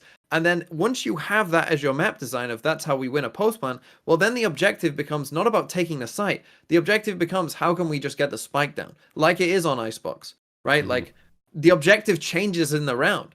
Because now you're not thinking like, oh, we need to take some space. You're just thinking, we just need to get the spike down and then fucking run away. And that's true on both sides, I think. And so it is like Pearl, like you're saying. And it's funny you say it's like Pearl, and then you're kind of like, oh, well, I guess not really art, because that is a part of mid that actually gets used. It's like Pearl B got mirrored and flipped to both sides. That's not, no one wants that, right? And then it had a child with Icebox to give it some verticality, which is going to piss people off as well, because it's like, where should my fucking crosshair be? Don't fucking know, because they could be fucking up in the moon, they could be down on the floor, they could be falling off the map, right? Like, fuck knows where your crosshair should be. And so to me, like, the map is just, and it's funny, you say like mid's going to be used for lurks and whatever, and that's what I thought at first as well, but at this point, I genuinely just think like, no, fuck that. Don't even do that. It's not worth your time to even mid-lurk. Like, it's just not worth your time. The rotates take long enough anyway for the defenders that it doesn't matter, right? Like, you can just go and hit a site and just get the spike down and fuck off. And you will win a decent amount of rounds. And if you're the defenders, like you just have to, like, again, you're just playing for spike denial, right? And the thing that annoys me is, like, it's fine. I get it if you want one map in the pool. Like, you can justify Icebox existence of saying, like, well, it's different to the other maps, right? Like when Icebox first came out, it's like, well, this is a very different map, right? And yeah, maybe the play patterns in terms of a macro sense aren't that interesting or whatever, but it tests your micro maybe a bit more, and it is a different style of map. But why are we releasing this fucking map when you have already got Icebox, right? That it plays out very the same, where it's just hit a site, just rotate between the 2 sites. Don't fucking ever go mid. Don't worry about it. And, just play for deep post plants where you spam. I mean, even some of the fucking Icebox post plants on A are better than what this map is going to be. You've got maps like fucking Pearl, where the meta for a long time was just fucking run it down B. And then you finally change Pearl to try and fix that. And then you fucking rotated that map out as well. Good fucking job with that. And then, you're bringing out like Sunset, which has the same problem, where you just, like, mid in Sunset, no one fucking goes there anymore, right? Like, at most, the attackers will shoot the door. And then they'll fuck off and just go AOB. Like, we're getting it to the point, and especially maybe with the meta that we're in with Gecko and stuff, and just, we are getting to a point where most maps in the game now, and even Split, right? Split is like one of the 2 maps, and if you think about this, you will realize that this is correct. There are 2 maps in the entire game that has a mid that matters, and it's Split and Acend, right? And even on Split now, people have just started. Watch GenG play against Heretics. They just fucking decide execs. They went mid like twice in 12 rounds. No one does that anymore because it's just fucking not worth it, because that's the method that we're in, I guess. And the thing is, like, the map design, I don't get how we've got here. Well, I mean, like, literally, go through all of the maps if you want to. And obviously, if you don't count, like, a B site, like on Haven or Lotus, as a proper mid, right? Like, if you don't, like, fully count, like, because obviously it's a site, so it's kind of a bit different. Like, if you take those out, like, none of the maps since Ascent have had a mid of, like, where the idea is to take mid and then pivot from, like, oh, we're threatening to do a B hit. Oh, no, now we're threatening to do an A hit. Oh, no, we're coming back to B, and we're doing a 1-3-1. And, the guy in B main, if we go A, he becomes a lurk. And the guy in A main, if we go B, he becomes a lurk. Like only on Ascent and what used to be Split, like, is that a thing, right? But that's a, like, healthy play pattern. Now we're just rewarding, like, all the ranked fucking silver players whose only idea is, let's just fucking run B. Let's just fucking run A. And maybe that's why they're doing it. Maybe it is just because, that's the way that people play in ranked. So let's just, prioritize that, I guess. But the macro on this map is going to be shit. It will be a very boring map. The agents that will get played, like, Sage and Harbor, are going to be popular choices. Gecko as well. Because like Icebox, it's just going to be about getting the spike down. right? Like that's the reason that those agents, get played. It helps getting the fucking spike down, right? KO, the same thing. Oh, they're suppressed, so they can't deny us getting the fucking spike down, because that's all this map is going to be, and it's going to be fucking dog shit. And yeah, it's going to be interesting, for people to fall off the map, and I'm sure there'll be some cool clips. Of course there will. There'll be some really funny clips on this map, I'm sure. Mm-hmm. And maybe they're hoping that carries the good vibe of the map, because it is going to be fucking awful to watch at pro player level. And then probably that will trickle down and it will become an awful map to play. It is very funny how you're talking about this, because the show match was literally just 2 teams, 5-man executing into sight over and over and over. And yeah, so I mean, and now I'm looking at it on Valorant on my second monitor right now, and I'm just looking at mid. It's very much the same type of thing that Pearl and Sunset have with this mid, where like if you take mid as the attackers and you get through middle, it doesn't actually help you that much, because you're in like a weird spot where now you're in like a so committed. You're like so a committed. 3 or 4 angle crossfire that you now have to cross to get into the actual site to plant, as opposed to just hitting the site from the mains. So yeah, I mean, I tend to agree with you. I think both orbs are probably attacker sided as well, which is problematic. Yeah. So yeah, I mean, realistically, you're probably correct as far as like the initial way that people are going to play this map is just executing, planting the spike, playing post plant. I think that's probably the correct way to play it. So let's talk about the meta. What are maybe like the top 6 agents you think will be played on this map, and why?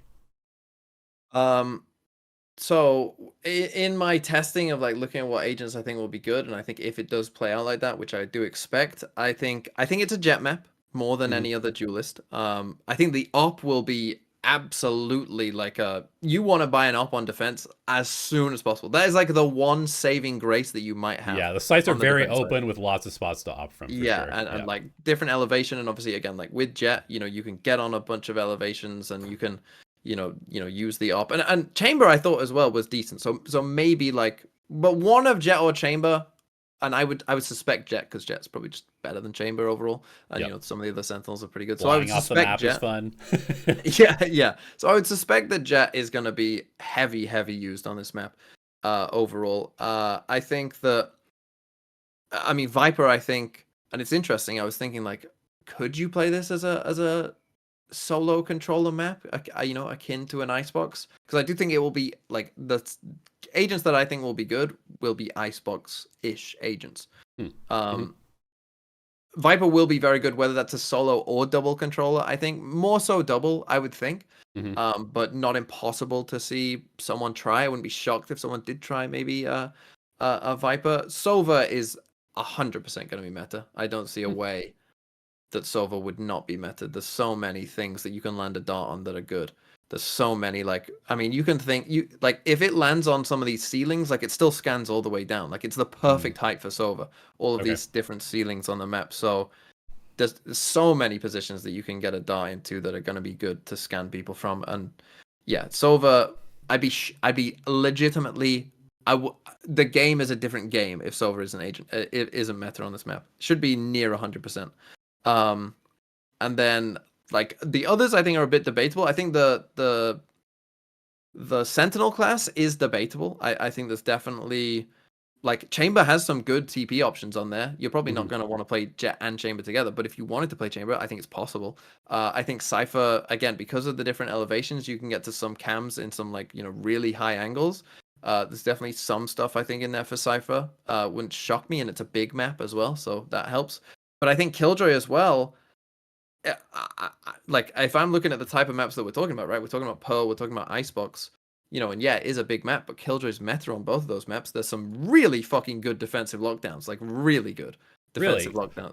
When I was trying it in Valorant, it looked like a lot of them were kind of hard, but I haven't actually gotten on the map yet. So, like, if there's, assuming that, again, when you go to B, like if you go on Valorant now, you can take a look at it, but if you go to B, assuming that they don't take the entire site, which again, just the way the map is going to play out, I don't think that they will. Like putting it just by like the boxes, like I don't, like, like on the, as you're coming in from the attacker side, it'd be on the right hand side. Putting it on those boxes, like putting a lockdown there, and actually it's kind of wrong on the map. It kind of lies to you with how much space they don't have. Any space. But weirdly on the map, Gotcha. and I'm not sure if it's on Valorant as well, like there is no space for them to play. They have to go all the way back out to spawn. So that's a crazy lockdown. Yeah, it's kind of lying here on Valorant. It kind of says that like that corner is available over in the bottom left. Like that's a lie. You can't play there. It extends Gotcha. all the way out. I don't know. Maybe it's just a map thing. I don't know. But that's actually wrong. And then the same is true on A. That again, it's not quite that. It doesn't quite show how bad it is. But if you put one like in towards heaven on A, like just like tucked around the corner, not actually like all the way like it would be exposed, but like on the safe corner, kind of towards the defenders. Again, they don't have as much space there as they do. There's just like a small, tiny corner for them to play. So yeah, there are some really good lockdowns. It's kind of weird. I'm looking at Valorant now that yeah, it seems wrong on this from what I did on the actual map. So yeah, I think Killjoy could be good because again, playing for Spike Plant Denial, I think will be good. You know, nanos like on B, right, on Icebox, where you just put a nano swarm so they can't plant. Like I think stuff like that will happen. And yeah, I think Sage will be good again, just for like get the spike down. Harbor, I think Harbor has a very unique, and it's gonna be interesting because like you have to be pretty good at Harbor, but smoking off B is a fucking nightmare. Like because the big like platform at the back of B that's like so super elevated, like elevated. You know, like dome smokes basically don't work on B because again, I don't think you're gonna be taking the full site. And then this is just such a big platform at the back that I feel like harbor walling, you know, like up and across and then all the way across the top of B, I think is a very effective, like if you can do it consistently, very effective. And then you can cascade up B as well and kind of start scaling up with the cascade. So I think harbor is good as well. If I was, my first thing that I would test on this map would just be the loud comp on Icebox, Viper, harbor, Jet, Killjoy, Sova. Like that would be my first comp that I would test, I think. And I think it would be pretty good. Might not be the meta, but I think that would be a good starting point in general. And I think agents that are meta on Icebox, like if you want to go more initiator heavy, I think you would go KO Gecko. You know, I think if you wanted to play Sage, you could, and that's fine. Like I think if it's good on Icebox, I think it'll be good on this map. Interesting. But also Cypher, I think, has more on this map than Icebox as well. Okay. And Chamber. Again, I haven't gotten to actually be in the map yet, so it's hard for me to like really make a good call. I think that one thing I did notice though, and this is going to be kind of like going for full circle, is I think one of the reasons that GenG were so good on Breeze is because their comp, and I'm going to make a video about this, but is because their comp basically perfectly counters what the map has a problem of, which is that it's too wide. It's impossible to have the right rotations on that map because it's too wide. And so what GenG did is they have 4 global agents. They have Yoru who can be at both sites at the same time. They have Astra who can affect both sites at the same time. They have Viper who can affect both sites at the same time. They have Cypher who can affect both sites. No Cypher. Sova who can essentially affect both sites at the same time. I think that is what you are going to need to do on this map unless you're committing to just like the running it down strategy. So I would suspect that Astra absolutely 100% necessary in this map. I think Viper 100% necessary on this map just because Viper's overpowered still. No matter what they do, she's going to be overpowered. I think I agree that Cypher makes a lot of sense because, again, the trip stuff is like, is it particularly good on B? Probably not. Maybe kill trips, and then A is better for just like informational trips, but the camera for middle, that type of stuff, I think could be really good. I think Chamber was sort of like my initial take because I thought, oh, like an op will be really good on this map, and definitely you want something that can like slow down a choke point. But I'm a little bit down on Chamber now. The more I think about it, I would rather play a Killjoy than a Chamber, to be honest, and probably a Cypher as well. And then I think Yoru is going to be very good on this map, just like Pearl, because you can be on both sides. And I think if you're not playing agents that can be on both sides at the same time, you are going to get smashed unless you have like a really, really good kind of like stall them out and then retake plan. I know people are talking about like deadlock potentially, whatever. I'm interested to try out some of the Sova darts. I mean, that makes sense. I would probably prefer to play Fade just because it's like an indoor map in parts. So like the Sova stuff is like maybe a little bit harder to use sometimes. But I definitely think a recon is super important. And if you're running an aggressive, like run it down onto the site, you need to have like dogs or a drone or something leading the way. And you definitely don't want to play Sky. So I'd much rather play a Fade. Like the Sova drone, I thought it was really good. Okay. I thought the Sova drone was like it checks everything you need to, and because obviously you can actually see what's going on. Like the Sova drone from like towards A is so, like it literally is like timed perfectly with what you need. Like you just get around the corner, you can check all of A main, you can come into the A site, you can check the close right just before they see you if they are playing in heaven. You can come all the way around, see into heaven as well, and just catch a quick glimpse of the backside. Like it's literally like perfect Sova drone on Nice. A and on B as well. Like again, because if someone is playing, and I think a classic op spot will be, you know, on the kind of platform of back B. You know, I think you might want a drone instead of a prowler there, because I think they're just more likely to play, you know, super far back. Sure. But yeah, I think yeah, I definitely agree with you. Of like, it's almost like I think we've described the two approaches of playing the map, right? Yep. Like those are kind of the two approaches I think people will take. Where yeah, I'm talking about more like a just everyone is just running it down. It's just icebox. The map is icebox, right? And that's the way it's going. Whereas you're talking about actually trying to like defend the site. Like I'm talking about spike. Like if you're on the defensive side, You're talking about attack. I'm talking about defense, basically.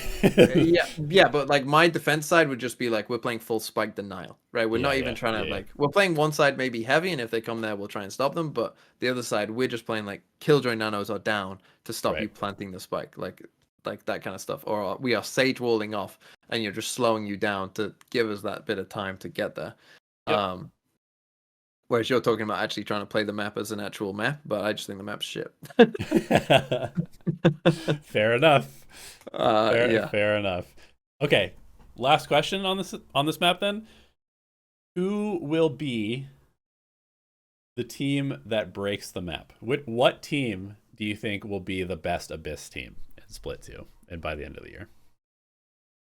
Knowing how good Team Heretics are at the Sunset B spam, I'm going to say that they break. I'm going to say Team Heretics just become spam merchants and just, you know, learn how to spam, and that's all they do, and it makes the map very boring, and no one likes them, but they end up smoking themselves off all the time, and, you know, just saying, we're just going to sit back here and just, you can't attack us, unlucky. Yeah, that's what I would guess. I will just quickly say as well, like, the Sentinels, like all of the Sentinels, I felt it was like, oh, there's something here for like every of the three traditional like Sentinels. I thought that they all looked like, okay, there's something here. The reason I picked Killjoy is because you can put a Killjoy turret in mid, and I don't think mid will be used very much, and you can put a turret on either side of mid. If you want to play B, you can put it on the B side of mid. If you want to play A, you can put it on the A side of mid, and it'll just see all of mid for you. You can just leave it there, and then just, you know, go and play on A or B, whichever side. So yeah, I do think that will be pretty strong. And again, because committing to mid and committing to even destroying those turrets, particularly the one towards B, like you would actually have to like, you know, get a bit into mid before you can actually even destroy it. Like why is there fucking doors there on this little thing as well?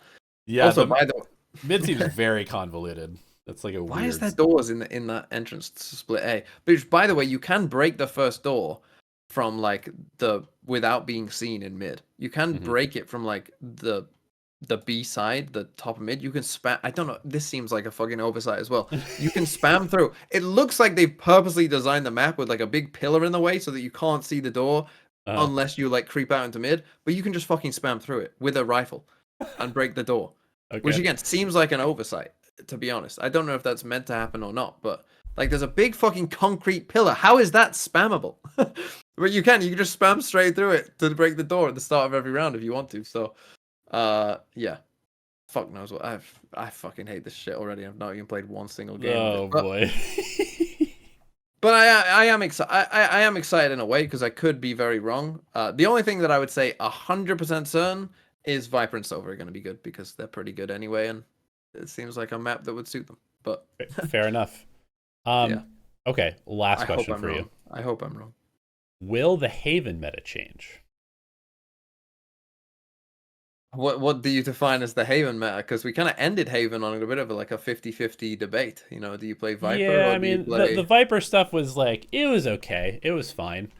I'd still play the Viper stuff personally. If it was my team, we'd be still running Viper. Okay, what I mean is, will the Haven meta change from the Jet Breach, the Jet Breach Sova, single smoke, Killjoy, or it Cypher? still will be Killjoy as well. They'll have to change the turret position. You can't do the old one that you used to do, but it'll still be Killjoy, I would think, 100%. Yeah, it's still going to largely be the same. I think the only thing is some teams, I think, will still play Viper. I feel that this is where the psychological element comes in, although I actually don't think that a lot of the Viper changes matter at all. Or Haven in particular, what Viper was doing, because like not picking up the orb, most people were just saving it for post plant anyway. Yep. So it's like, I still think Viper, will be very good on Haven, personally. That's what I would play, but I think most teams will play the Sova Breach, and that will be the meta, even though Breach always loses in every non-mirror game that he plays. Yawn. Oh well. Yeah. Oh well. We tried. Maybe someone will play Neon. Who knows? Yeah. I'd rather play a Yoru than a Neon in this map, but you fucking love Yoru though. Great character. Great character. Bring back Reyna on Haven. Give me some Reyna and Phoenix. No, that's not. No, Phoenix. Jesus Christ. Give me Sentinels 2020 Phoenix running. To be fair, remember when NRG were playing Chamber Killjoy Phoenix? What the fuck were they doing there? They were winning with it though. Do you remember that? I don't remember that comp. No, that's crazy. Victor was on Phoenix. Yeah, he was on Chamber, and then he was on Chamber Killjoy. And Phoenix on Killjoy. They won with it. Well, maybe they'll bring it back. Maybe. Doubt it. All right. Well, I should just announce at the very end, we did pick our winner for the Yaza giveaway. It was a lad named Igor. I've emailed him, gotten him in contact with our partnerships manager. So unlucky if your name is not Igor and you didn't get an email from me, but we have done that. Just want to clear housekeeping a little bit, make sure people don't think also, that I just want to say as well, though. I just want to say the winner of the TMV Pick'ems group, a joint winner, was one Mr. Elevated Speaks. Wait, it was me? You joint won our group. I'm pretty sure. Oh, you didn't. Oh no, Charles. No. Someone overtook you. It must have taken a while to update. Oh, someone overtook you. Unlucky. Yeah. You came joint second. Still, nice try. Nice try for the system. The system. It almost worked. The system did pretty well. It did. It got GenG right. It did. I got over half my points with GenG being right in the final. Oh my god, you only had like 80 points and 40. I got 70 points and 40 were from one game. Well, in case anybody was wondering, don't ever trust anything TMV says. My Pick'ems and all the Abyss, good map. Meta will not be Sova. No Viper. Everything TMV says is wrong, and with that, we're out of here.